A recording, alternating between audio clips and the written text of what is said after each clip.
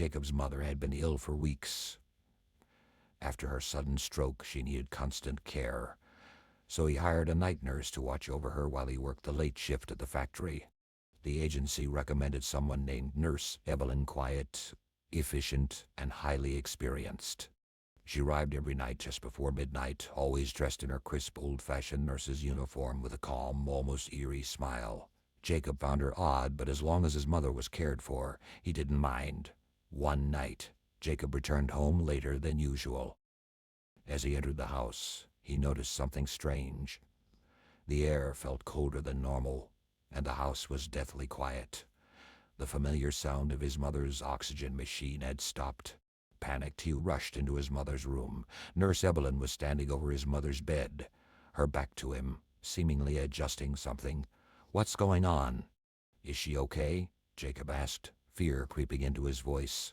Evelyn didn't respond. Her head moved slowly, but her body remained unnervingly still. Jacob's heart raced. He stepped closer, peering over her shoulder. His mother's face was pale, her chest completely still. He reached out to shake the nurse, but as his hand touched her, she turned around slowly, her expression calm, eyes void of emotion.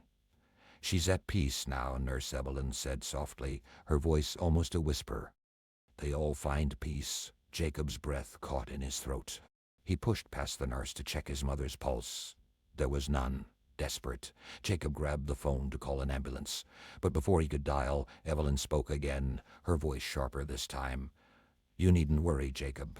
I've cared for your family for generations." Jacob froze. "Generations." He turned to face her. "What do you mean?" Her smile grew, but it didn't reach her eyes. "Your grandmother, your great-grandmother, they all passed peacefully under my care. I've always been here. You just didn't see me." Jacob's stomach twisted. His grandmother had died years before, in the very same house, under similar mysterious circumstances. "I never hired you for them," he said, his voice barely above a whisper. Evelyn stepped closer, her pale face illuminated by the dim light. "No, Jacob, you didn't." Before he could react, she leaned in and whispered in his ear, "But you will be next." In that moment, the room seemed to close in around him. The walls grew dark and the coldness seeped deep into his bones. Jacob staggered back, clutching his chest as a sharp pain radiated through him. He collapsed to the floor, gasping for breath.